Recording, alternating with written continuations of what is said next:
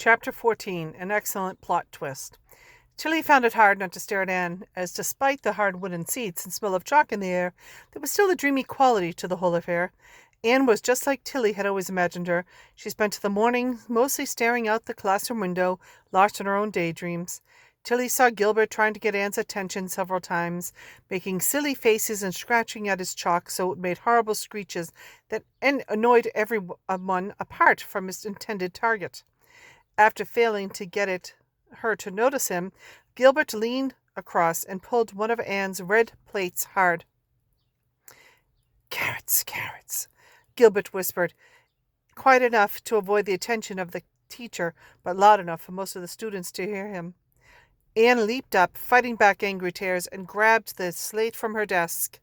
"You mean, hateful boy!" she shouted. "How dare you!" And with that, she cracked it over Gilbert's head. Tilly heard Oscar yelp at the back of the room.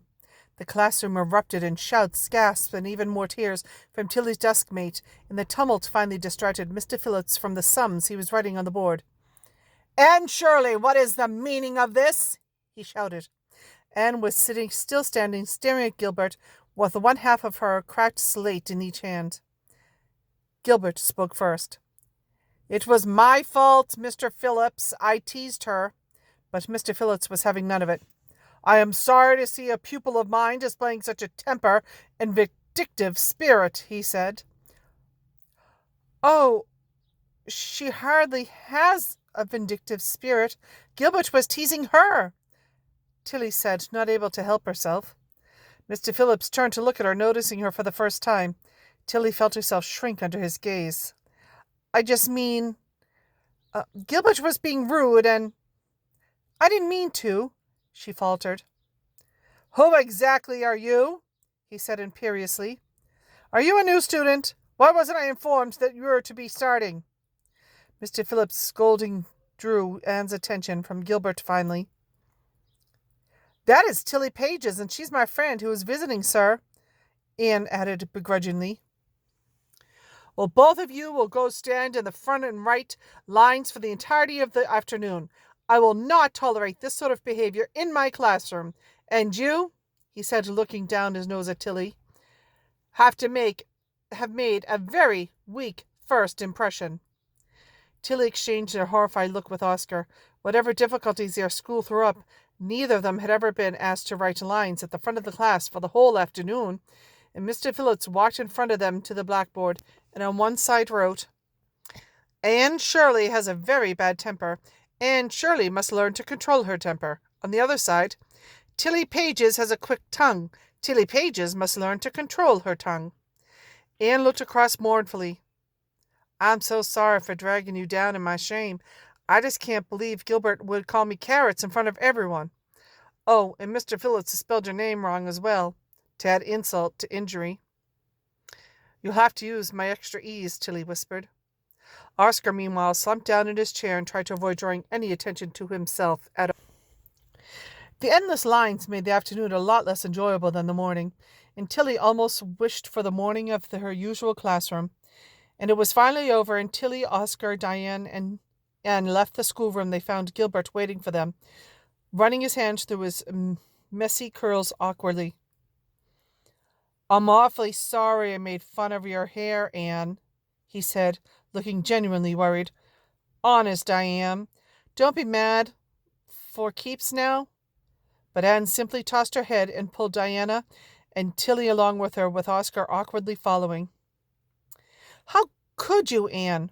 Diana said, scandalized, and tried to turn back to look at Gilbert, but before Anne tugged her onward. "I shall never forgive Gilbert Blythe," said Anne, striding onward. "Never."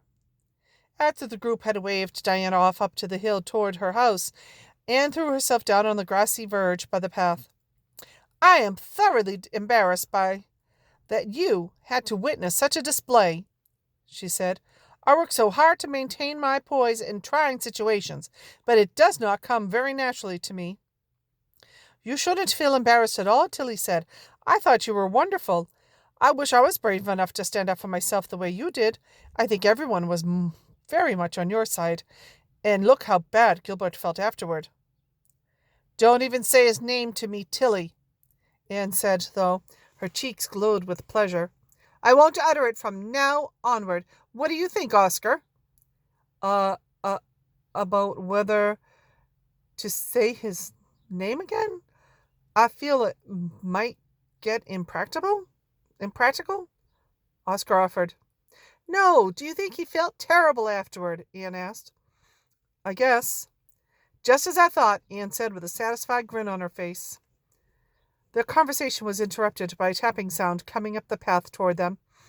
Tilly felt as though the air had been sucked from her lungs when she saw the man in the grey bowler hat coming round the corner. She held but Oscar urgently in the side. That's Mr. Culk, the man my grandparents were talking about. And I don't know why he's here, she whispered. He was in the bookshop, talking to Grandad, and he was at Ellis's tea party, too. He was talking to your Grandad? Oscar said, frowning. Yes, he was talking about a library. Well, he's heading our way, and he certainly has a very sour-looking face, doesn't he? Anne said, raising herself onto her elbows. Chalk neared when the three of them now standing and doffed his hat at them, a thin smile on his face that didn't even nearly reach his eyes. Matilda, he said coldly, out and about again, I see. Who are you? Tilly asked, ignoring his question. Are you following me? My name is Mr. Chalk, the man said. I used to work with your grandfather a long while ago. And don't be so self-centered, child. I'm merely out for a wander, checking the borders, as it were. Just a happy coincidence to run into you, and with a friend as well, he said, nodding toward Oscar. Tilly didn't trust herself to say anything. Does Tilly's granddad know about all this? Oscar asked, gesturing vaguely around. Chalk made a noise like a giggle laced with a sneer. It was the worst sound Tilly had ever heard. Has your grandfather told you nothing? Chalk said. How interesting. An excellent plot twist, you might even say. He looked around as if wanting applause. I wonder. But no. I'll let you get back home then, children. It sounds like you need to have a tete-a-tete with your grandfather. Perhaps we'll run into each other again sooner than we think. And with that he tapped his way up the path. Tilly shivered, even though the sun was still warm and high above the trees. Can you just take us home, please, Anne? She asked quietly. Anne sighed as though their leaving was the saddest possible thing she could imagine, but held out her hands. Tilly and Oscar both took one, and at that moment they were linked. The woods melted away as the familiar surroundings of Pages and Company folded out and about around them. Just before the real world had settled and solidified, Anne smiled and let go and melted back into her story, leaving them standing in the bookshop. I think we need to go talk to your granddad, Oscar said. They found him sitting at his desk with a cup of coffee and one of Jack's croissants.